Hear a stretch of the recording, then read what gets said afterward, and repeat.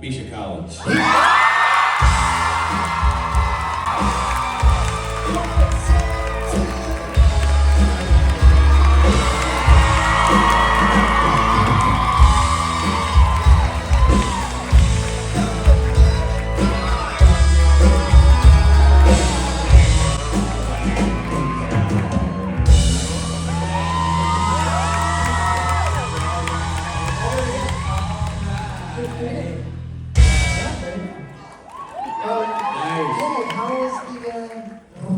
Thing yesterday. The accordion? Yeah.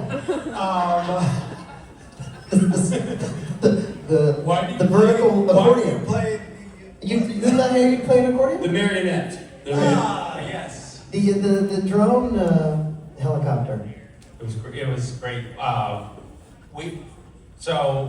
Yeah, Who got my part? Nobody wanted to die. Oh. So I don't know if you know this, Austonians. Estonia. Austinites. We're in Estonia, aren't we? Don't look at me like I'm stupid. I know geography. I know geography. Thanks for fixing my joke. You're welcome. That's what I'm here for. Rich is always in the background as your live joke editor / usurper. That's really his strong suit. I didn't know. I appreciate that. For those of you, so I heard a loud cheer of people who were announcing that they were losing their convention virginity this weekend. Some of you will also be losing your actual virginity this weekend, which is a different story. Thanks to Rob. That's the special late night meet and greet. If you bought the Nocturnal WrestleFest. Pass.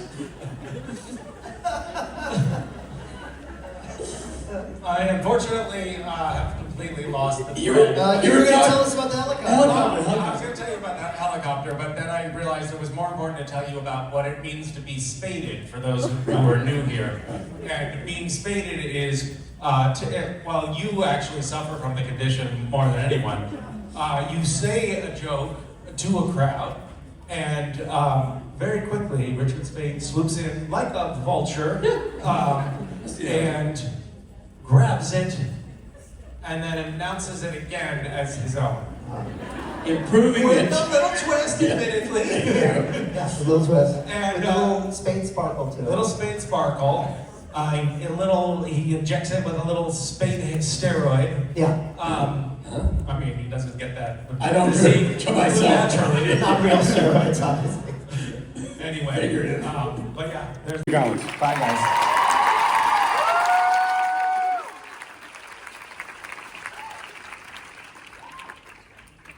Hi, everyone.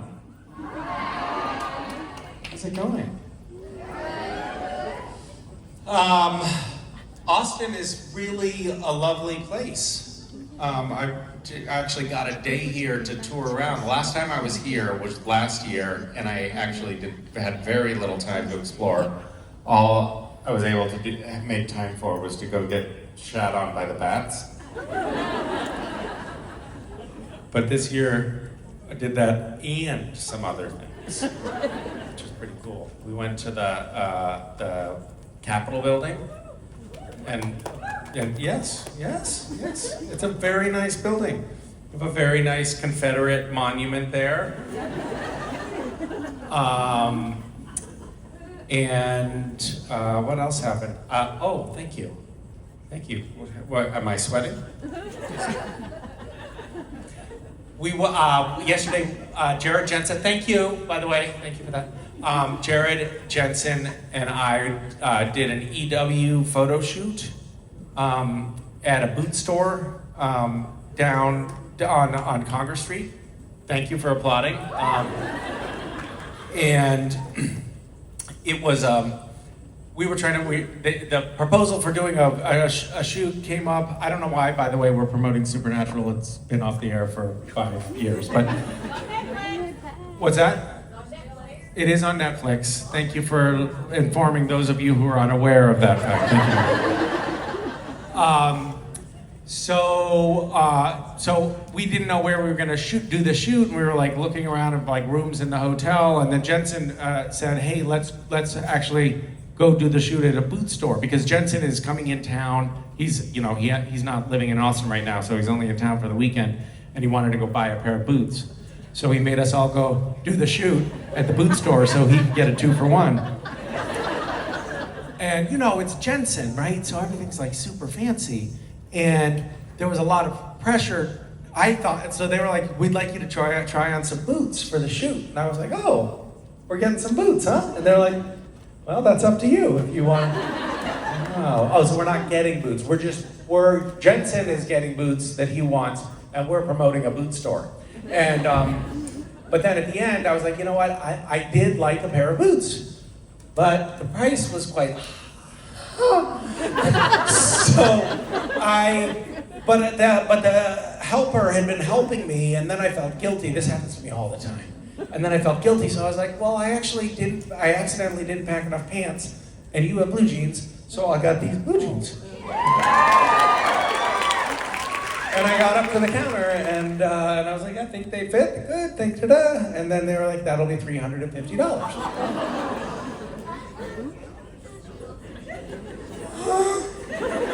What? And they're a pair of fucking blue jeans. How is that possible?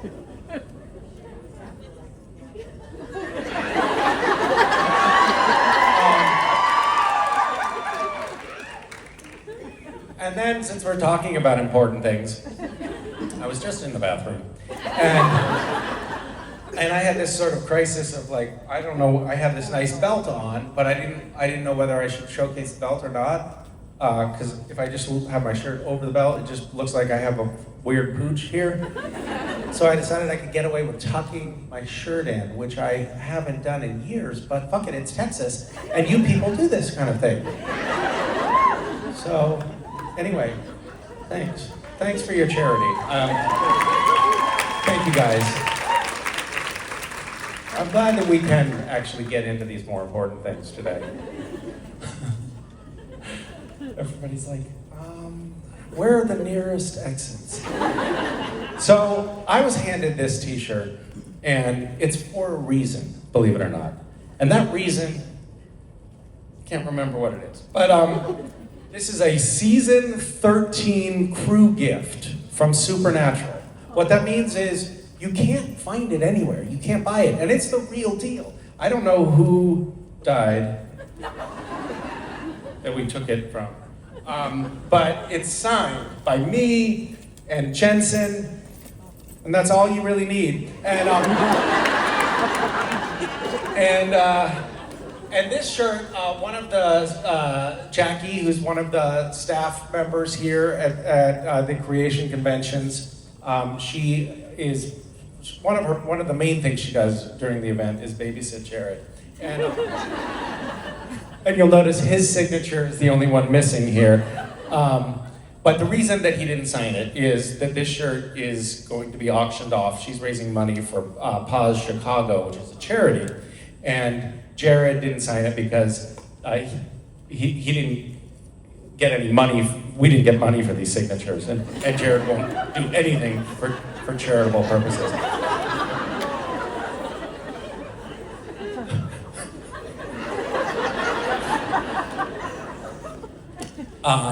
It's just a hard rule for him, and he won't, no matter how many pets and animals he's saving. He said, I don't care, it's not, that's a, am I right? Yeah. So,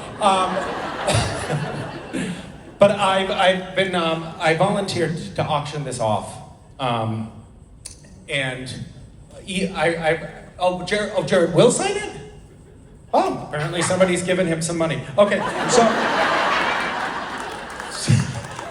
so this is going to be signed by all three of us, and I would like to auction it off to the highest bidder. We'll do this traditional auction style, if that's okay with you, and we'll make it quick. Who would like to, this is for Pause Chicago. Did you say $10,000? I'm sorry, I couldn't quite hear. $10,000 way back there in the back. $250? 300? 500?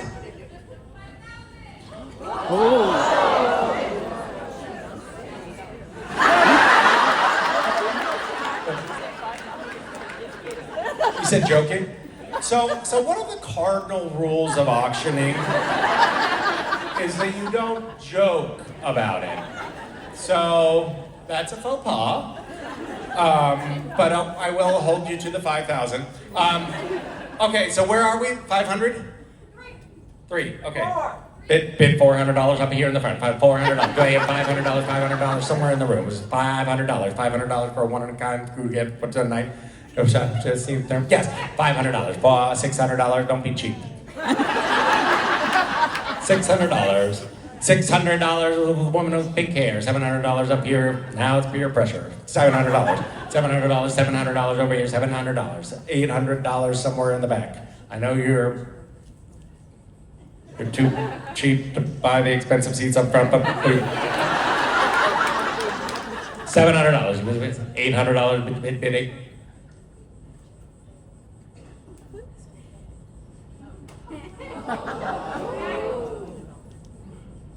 We just got a major announcement that this is also going to come with a full contact.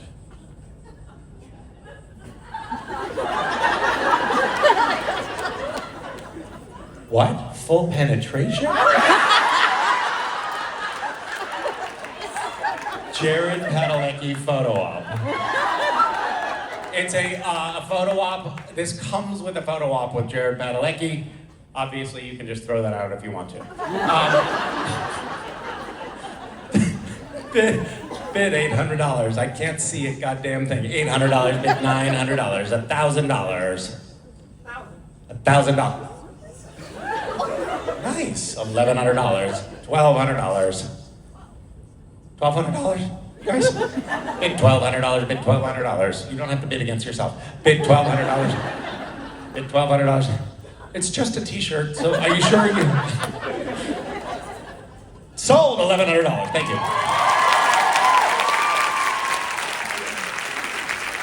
Okay. Enough of this garbage. Shall we talk? Do you have a question for me? I do, yes. Hi there, I'm Monica, I'm from Seattle. Hi, Monica from Seattle. This is my 10th convention. Holy shit! So I am wondering, of all the conventions that you have attended, what is your favorite memory? Talking to you right now. Thank you, I appreciate that. Yeah. And it's also the freshest memory. Gosh, I don't know. I've been doing this for many years now. I think I'm 15 years into this, and I've met many people. Some of whom I have been seeing for 15 years. Some of whom have become very good friends. Some of whom I've worked with over the years.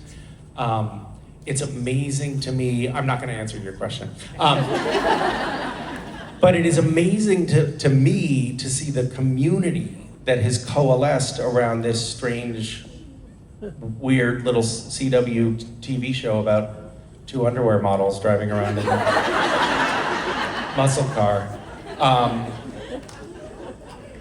Like there's an actual, there's a saying from the show, and you will know it because you've been to 10 conventions, so you're a full cult member. But it's family don't end in blood, and then we talk about the supernatural family, right? And there is a community here that has coalesced, a real, genuine subculture. It's a real culture, a real community of people that have coalesced around the show. But I think that is actually now more important than the show itself. Don't nod. I think the show is really important. Where people actually take care of each other and are very kind to one another and inclusive, and people feel safe and heard. And I kind of love that has formed around this weird little show that we did, and I'm happy to be a part of it. So in aggregate, that is a very fond memory. that lasts to this day and buoys me on and makes it. What just happened?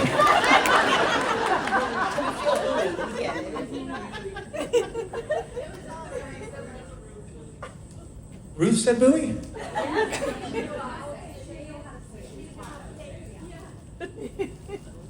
Oh my God, wow. Comedy gold. I thought like a bat had flown behind me or something. What is going on? What's your favorite memory over these 10 years?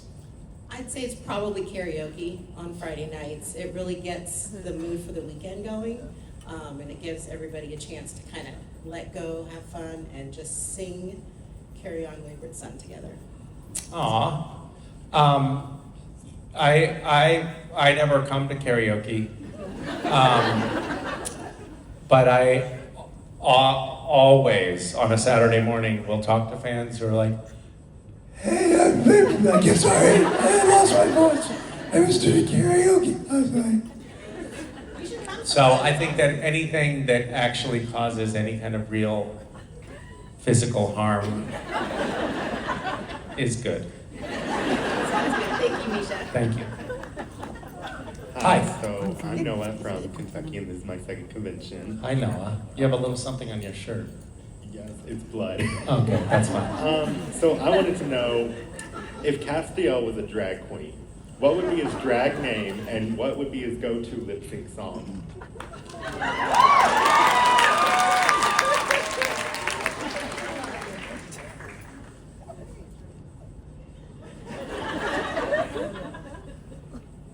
Baby Angel. And why are there so many songs about rainbows? What do you think? Yes. Okay, great. Did you have an answer for that question? Because you've given it some thought. I've actually made photos of it. Okay. I think his name would be like just Angel, because he's an angel. Well, I was pretty damn close. Yes, and I don't know what his lip sync song would be. Something like Amazing Grace, maybe. I like that. Thank you. Hi. Hi. I'm Emily. Hello, Emily. I've been in the fandom a very long time, but this is my very first convention. I'm kind of Well, nervous. welcome to the fray. What made you decide to actually come to a convention? It's the 20th anniversary, so It is? sure is. Jesus. Yeah. So my question. Yeah, no, I think you're right. So something that's always been a fun and interesting topic of discussion and depiction in the fandom, especially among artists and fan fiction writers, is the concept of angels, and more specifically Castiel's true form. The only thing that we ever got to hear or learn about Castiel's true form in the show was that he's approximately the size of the Chrysler Building. I was wondering if you have... And that's just his genitalia.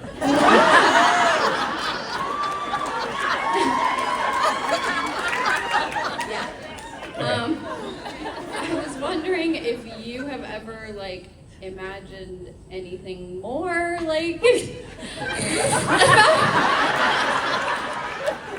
me off with that. Other than that, his size. Have you ever put any thought into what he might look like in his true form? No. He's a multi-dimensional, what is, oh my God. There's a line where he describes what his true form is. He's like a multi-dimensional something energy. Wavelength of celestial intent. Can you say that again? Multi-dimensional wavelength of celestial intent. He's a multi-dimensional wavelength of celestial intent.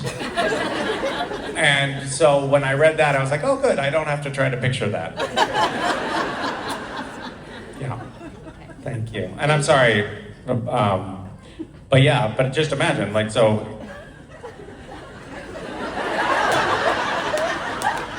if that's the size of the Chrysler building, imagine how tall he is, head to toe. It's a lot to wrap your head around, so to speak.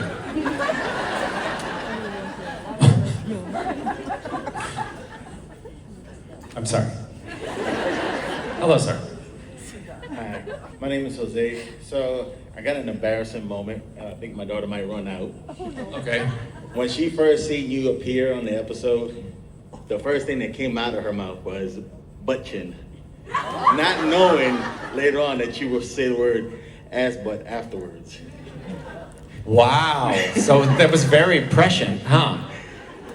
I told her, she asked me, please don't embarrass me. I said, sorry, that's not gonna happen. But my question to you, your death scene with Dean, that emotional scene that got all of us, how did that make you feel? Like, I know you cried in it, in the scene and everything. Was that like true cry or was that like acting cry? So I stuck my finger in my eye right before the scene. I dipped it in a little salt and then I stuck my finger in my eye. It worked like a charm. Is that true?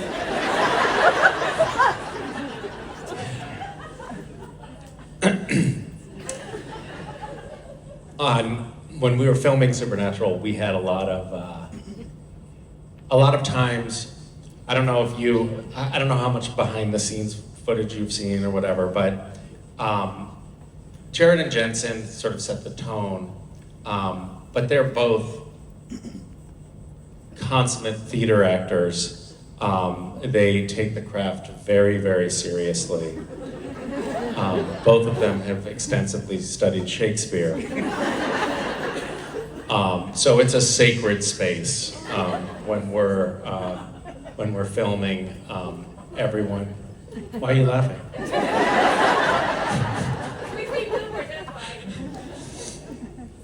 Oh wait, I'm thinking of someone else. They fuck around constantly. And there's really every once in a while an actor, a guest star will come on the show and we'll hear them doing I'm speaking in the present tense. I don't know why. I've got to move on.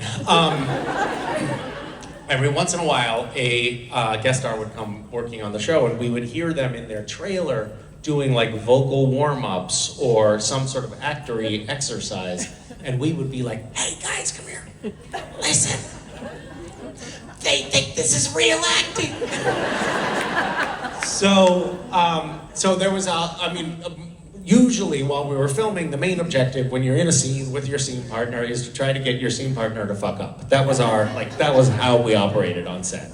And yet there were a few scenes where everyone, without speaking about it, recognized that there was a real emotional import to that scene, and we actually all gave it full deference and full attention. One would be the barn scene where where Dean dies, right in the end of the series, and one was my goodbye and death scene a few episodes before that.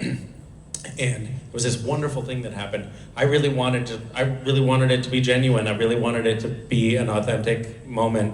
And also, it happened to be the end of a long week of filming. It was the last scene we were filming of the week. And it was also my last scene that I would ever film on Supernatural. So I was saying goodbye to this cast and crew that I'd worked with for a dozen years. So I was feeling genuine goodbye. It also happened to be it was one of the last scenes that we filmed on Supernatural before the pandemic hit. It was this very tender moment, and a lot of the crew members were crying because it was the beginning of the end of the show, but it was also saying goodbye to me, and I'm their favorite. And then we were partway into the scene, and we had a problem with one of the cameras, and it was a long delay, and that was it was kind of a hard moment because keeping the emotion up and like staying in that moment was going to be hard. So I pulled a chair over into the back corner of the studio where it was dark and unlit, and it was just like we're in like some storage area in this big studio. And I was just sitting there just like trying to stay in the scene, in the moment, in my head. And there's somebody whose job it is to keep track of the actors. It's the third AD on the set. They're basically like our babysitter. Because if an actor wanders off and the crew can't find them, then production doesn't move forward, and actors tend to wander off and get drunk. So I was sitting in the corner and I was trying to, just stay in it. And the third AD, who is this very young, new kid, it's very entry-level job, started to come up to me, and from a distance of about 10 feet away, Rob Hader, who was our stunt coordinator, put his arm up and stopped the third AD and said, "Give him his space." And it was this lovely moment where a crew member who had nothing to do with the emotional aspect of that scene, the acting of that scene, Rob, just noticed that I was like actually trying to stay in the moment of this important scene. And he just created this bubble where nobody would bother me without me asking for it. And it was emblematic of the whole mood of the crew on that night, and it was super supportive and very real. So when I cried in that scene, I was crying real tears, and it felt like very real and very important to me. And I also, a lot of thought went into that scene and the declaration that Castiel was making, the declaration of love that was unambiguous and it was embracing like this. It was this homosexual declaration of love on this show, on this show that was like a very kind of bro-y, macho American show. And for that to happen after 15 years and for it not to be rejected was, I think, like really meaningful in a bigger sense to me. So there was a lot of meaning that was wrapped up in that moment for me, and I appreciate you calling it out. Yeah, Thank you. it brought a lot of like cariness to us, and to me, and I don't know how to speak for everybody else, but like, there's Sam Dean Winchester, but you will also be a Castiel Winchester for all of us, because you brought our Castiel.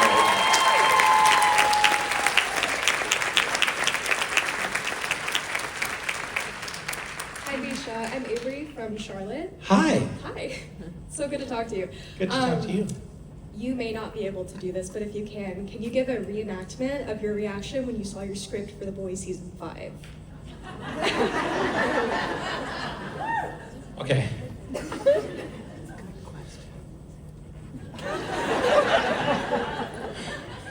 Inner monologue. Please don't do to me what you did to Rob.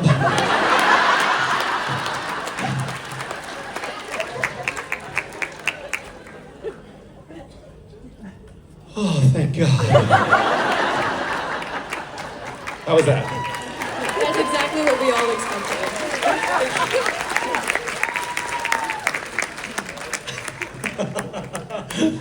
Oh my God. How many of you have not seen Rob Benedict's role on The Boys?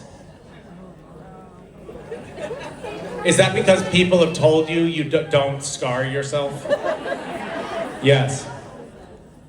It is an interesting phenomenon. I love Rob, and I have known him for many years, and we have been through so many things together. I was there with him when he had a stroke in the hospital. Like, we've been through the trenches together, and yet every time I see him, I really can't get out of my head the image of him licking his own ass.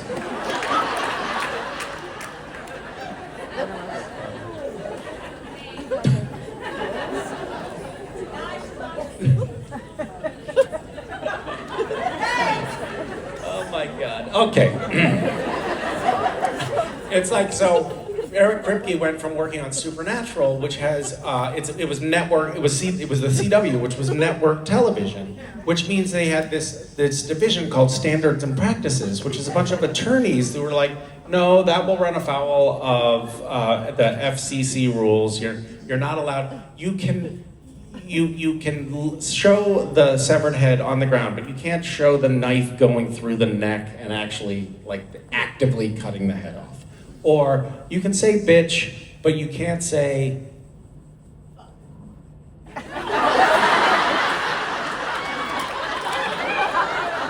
the F word, I was gonna say. Holy shit.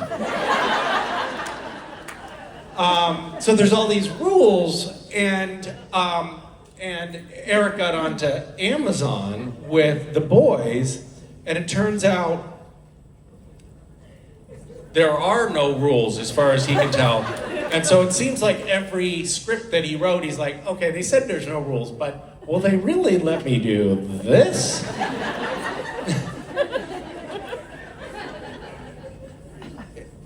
10 Rob Benedicts. Okay, let me really test the theory. I'm gonna do 10 Rob Benedicts, naked, on their hands and knees, with their faces in one another's butt cheeks. And then I'm gonna have one pull his mouth out from the ass crack, turn toward the camera, and have it all be wet. It's horrible. It's worse than the most graphic pornography. Trust me, I know.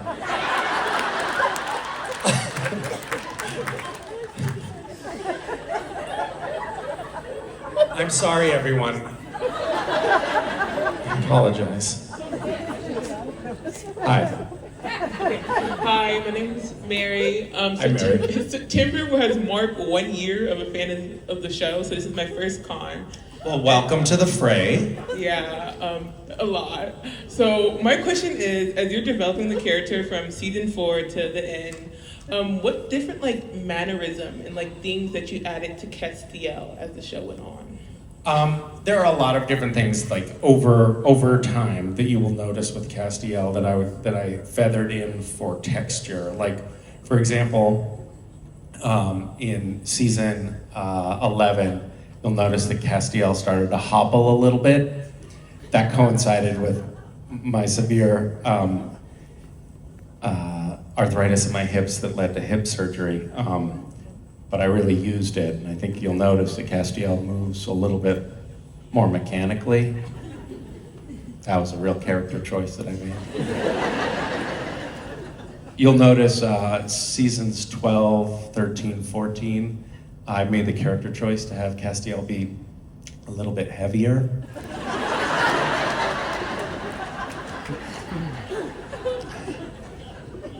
And I thought it would be interesting for Castiel, when he first appeared, to look kind of young and fresh.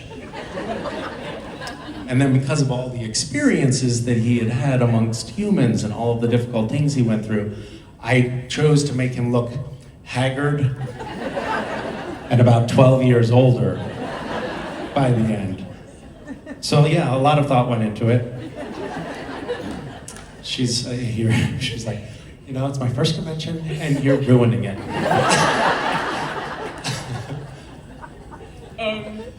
Is that the answer?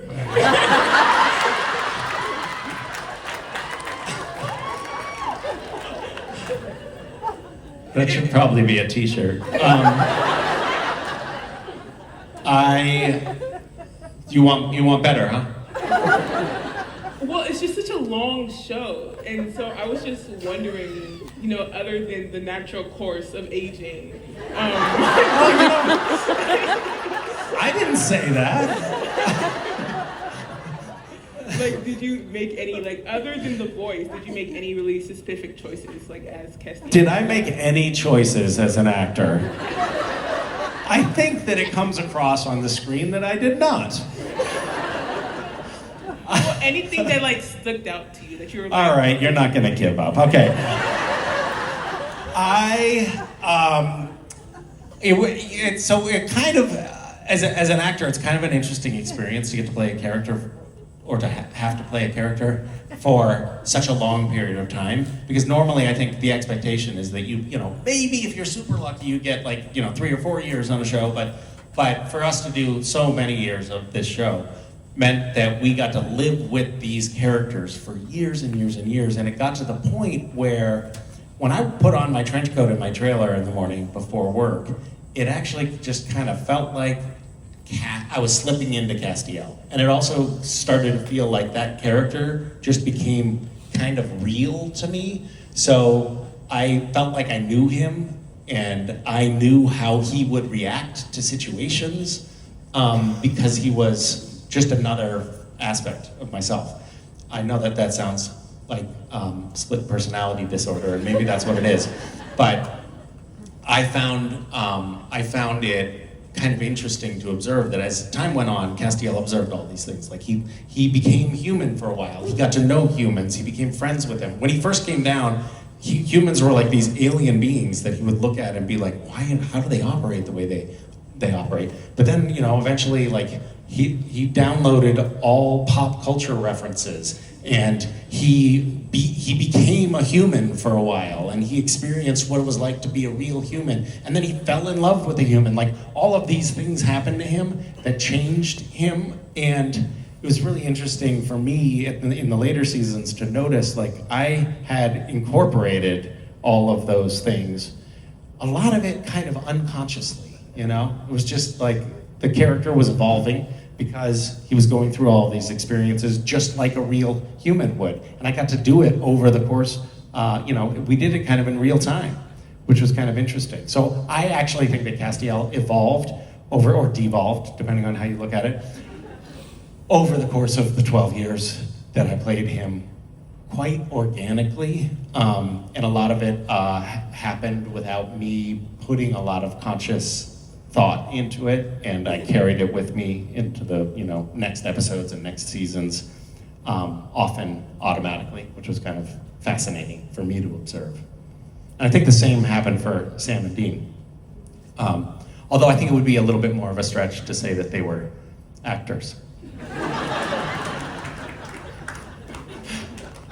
Thank you. Thank you very much. Hi. Hi, Misha. Nice to see you. Nice to see you. My name is Isabel from Arizona. I've seen you a couple times, but Nice to see you. I'm still nervous. So I just wanted to know, I know you do a lot, well, we think you do a lot for everybody in the world as human. How does it make you feel to know that a lot of people look up to you, especially like younger people?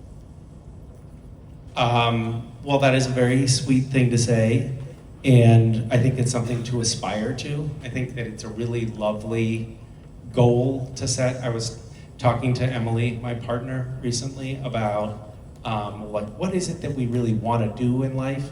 We both coalesced around the idea that the thing that feels like the most important mission, overarching mission in life, is to live a life that sets an example that other people want to follow.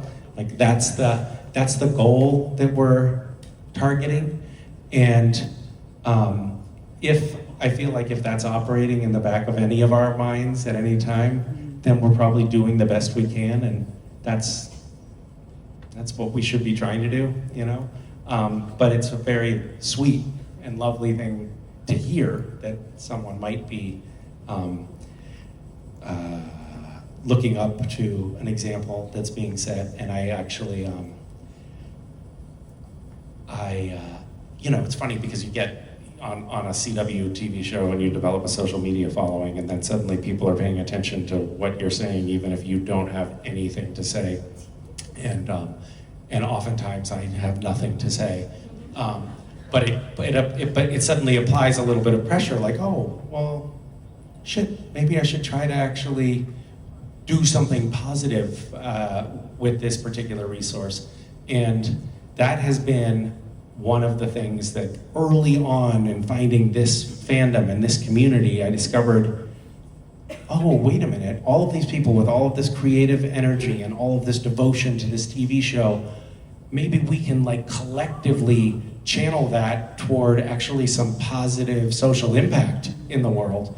And doing that in partnership with this community has been the single most rewarding thing for me in being a part of the show.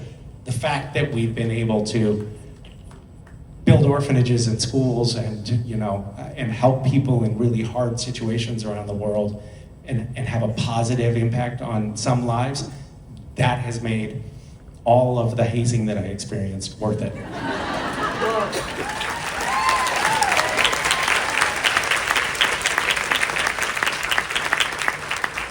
Well, I feel like it's hard for a parent to do that, you know, to raise your kids and try to make them like do right, you know right from wrong. Luckily, I have really two good kids, but I feel like it's so hard for us to do it. Imagine you. But isn't that the same? It's the same thing. Like everybody is trying to live by example, and you obviously set a good example for your kids. And whatever your platform is, whether your platform is Instagram with 1 million followers, or if your platform is the dinner table with 2 teenage children, like that's where you make your impact. Yeah, know? but it's less stress for me because I only have 2. You have the whole world. Thank you. Thank you.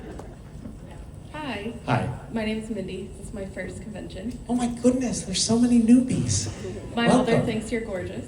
Your mother does? What's your take? I think you're very good looking as well. So my question is, what is your favorite?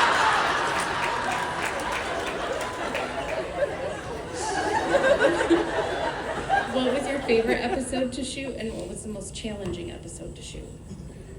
I think my favorite episode to shoot was also my favorite episode, which was The French Mistake, where we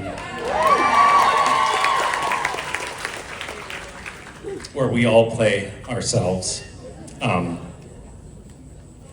was so fun. People still come up to me and they're like, "Hey, I'm a Misha Migo," and I'm like, "It wasn't a real thing. That was the parody of me on the show." That was the most rewarding. The most challenging moment that's popping into my head was when Castiel and Dean are climbing out of purgatory, and they had this thing called a Ritter fan, which was I remember it. I remember it distinctly. When you're filming, a lot of the equipment that we use are rented from equipment rental houses, and this was rented. This fan was rented from an equipment rental place called. They had the company name right on the fan. It said Hurricane Force. Goodbye, guys. Did I? Boy. I guess I finally crossed a line. Jesus. Well, these people don't like me talking about fans. My God. I'm sorry. So it was rented by this company, from this company called HurricaneForceWinds.com. And the Ritter fan is about as big as this circle right here. It's huge. And the fan is like the fan of a prop plane. Like it just creates this blast of wind. And Cass and Dean were crawling out of purgatory toward the portal, and we're climbing up the hill, and it's this like gravelly, sandy hill. And this is just like, we were getting sandblasted by pebbles and dust. We had to do multiple takes going up it. And like both of us had tears streaming down our faces. And the days later, we were still blowing our noses and black was coming out.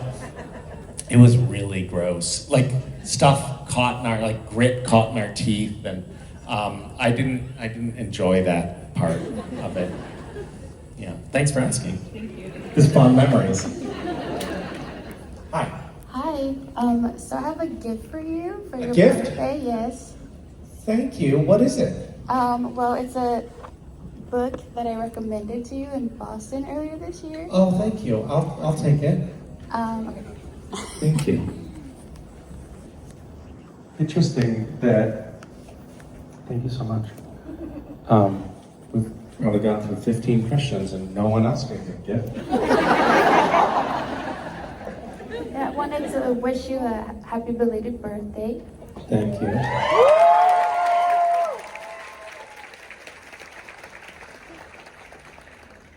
This is called Tender as the Flesh. Yeah, beware, it's very disturbing. So, but it's really good. Okay. Is it pornographic? No. But it's about cannibalism. Cannibalism? Oh, cool. Yeah. I love cannibalism narratives. It has a good, meaningful message, I promise. A meaningful message? Yes. You are what you eat.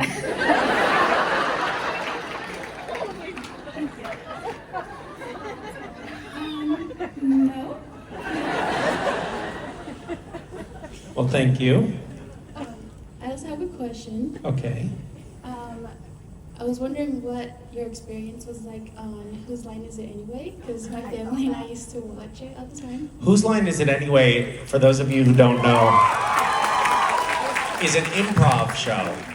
And I did an episode of Whose Line Is It Anyway? And I'm gonna peel back the curtain for you a little bit, and they'll never work with me again.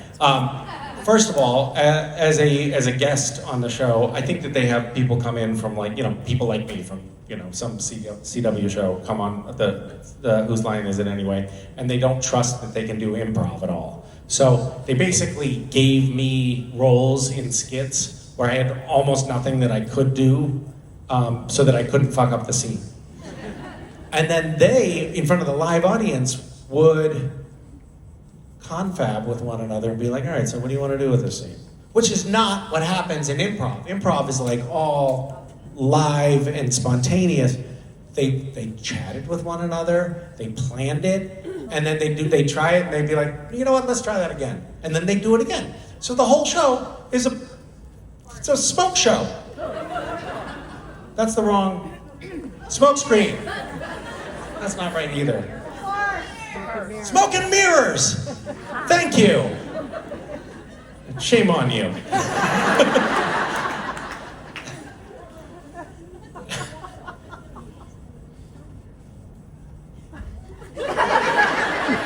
So, my experience was not so great. It was like I actually liked that show, and then afterwards I was like, oh, this whole thing is bullshit. Thank you. Hi. Relationship where people develop relationships with people that they, celebrities or musicians or whatever that they know and think that they're having a real relationship with, and so I will sometimes meet people who think that I have a relationship with them or think that I know who they are, and that can be kind of scary. I've had people show up at my house. I've had like creepy messages show up at my house. Basically, I find fans really creepy. I Can did. be too, Thank you for acknowledging that. I did this convention in Australia, and they had it was like sit around a table with like VIP. You hop from one table to another with these fans. And I sat down at the table, and they had some snacks on the table, and I sat there. I was at the table for like 10 minutes, and I sat there and I had a couple of bites of the snacks on the table, and then I took a napkin and I wiped the crumbs from the corner of my mouth, and I set it down. And as I was getting up from the table, the woman who was sitting next to me went like this.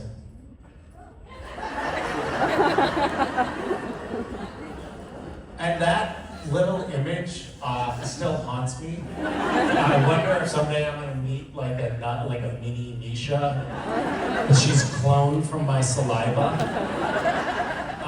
So I'm like very careful not to spit on anything while I'm at conventions, for that reason. Yeah, that's really creepy.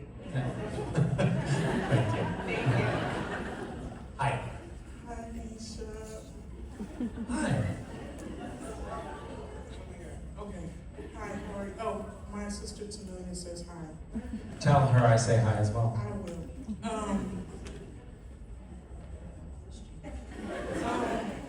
So I'm a first time conventioner. I should have wrote a script like everybody else. No, this is good. This is real improv. This is what I live for. Yes, I was in theater in high school. So okay, yes, we got this. Tap into that. all right. Anyway, let's forget all the other stuff. So for me, if I feel like I haven't cried in a while and I need just a really good juicy cry, I'll go on TikTok and watch Supernatural edits. So I wanted to know what was the last thing that you genuinely cried about. What are supernatural edits?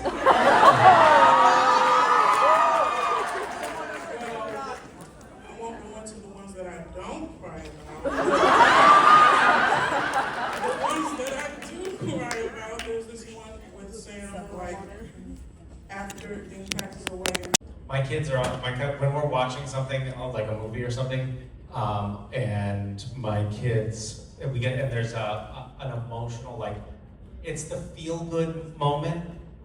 It's like where the kids stand up on the desk and say, "Oh, Captain, my Captain," or like that inspirational moment where everyone comes together and supports each other in the end. Destroys me. I'm always just like tears streaming down my face, and my kids will always look at me and they'll be like, "Oh my God, he's doing it again." So I sort of can't not cry at those emotionally triumphant moments. I don't cry so much at the sad things, like the puppy dies. I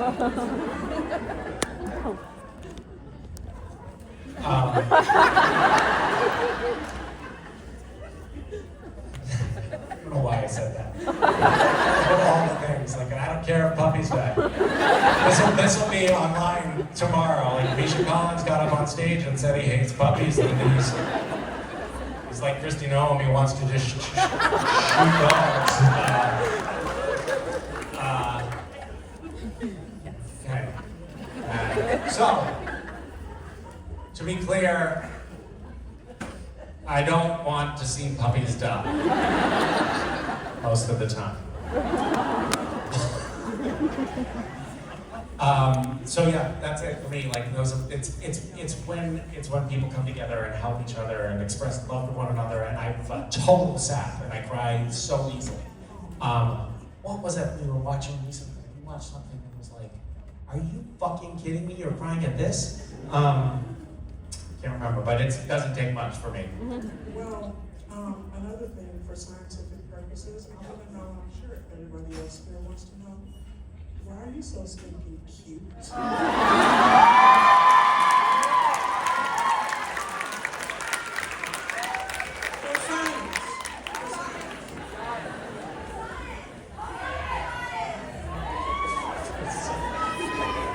Suddenly it turns into a mob.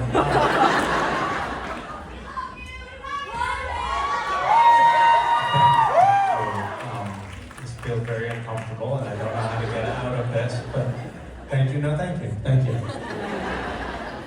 Hi. Hi, Misha. Carrie here. Hi, nice to see you. I was just wondering, what is your favorite food memory and what is one of your comfort foods? Well, my favorite food memory, the thing that's popping into my head right now is when I made is a video I made. Maybe it's because I can't really remember things that happened in real life, but I made a video. I used to make these videos with my son, cooking fast and fresh with West, which I put up on YouTube years ago, and one of them was the premise was that I let my son just like, we would go to the grocery store and I'd come home and I'd realize like, wait, why are there pig's feet in my grocery bag? And we'd go to the grocery store and he would just be like throwing stuff in the cart and then I wouldn't notice and we'd get home and it would be like, all right, I guess we have to figure out how to cook pig's feet. And he liked to just sort of take charge and just like pretend that he knew how to cook even as a toddler. And so we decided to make some videos about it. And I told him like about what Thanksgiving was. He was like, I don't know, maybe 4 at this point. And I said, you know, traditional Thanksgiving dinners and turkey and stuffing and all the stuff. And what do you want to make for Thanksgiving? And he said, I want to make pasta with jam sauce. And then we went to the grocery store and he took all the stuff off the shelves that were required to make pasta with jam sauce. And we did it, we made the video, and it was the most, it was a horrific mess. Kitchen, it was a vile concoction, really, truly disgusting. And then I was doing the scavenger hunt, Gish, and one of the items that I put in the hunt was you had to watch, this is like a scavenger hunt that I was doing, you had to watch the video and then write a recipe from it, and then you had to make pasta with jam sauce and feed it to a real food critic and get the food critic to write a review. This was a scavenger hunt item. And some of the reviews that came back on that were so brilliant. It's like literary genius. But I remember one line, which was, hate isn't strong enough a word. From the Seattle Times food critic. Oh my God, that's amazing. Pretty damn good. So that's a fond memory. And what was the other part of your question? Favorite comfort food? Oh, I have this weird thing, which is I like really, really cheap buffet style Chinese food.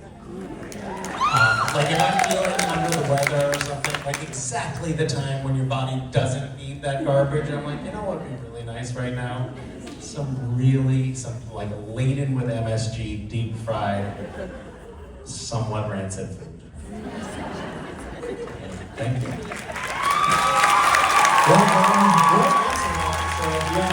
Really good. This would typically be the time where we play a ballad and send him on his merry way. Yeah? But in lieu of doing that, we're going to sing a different song. Okay. Because Misha turned 1 year older recently. And it's accompanied by a song that is typically sung by groups to celebrate this occasion. We're going to do that right now with these fine folks. So Rob, start us out with a little Happy birthday to you. Happy birthday to you. Happy birthday, dear Misha. Happy birthday to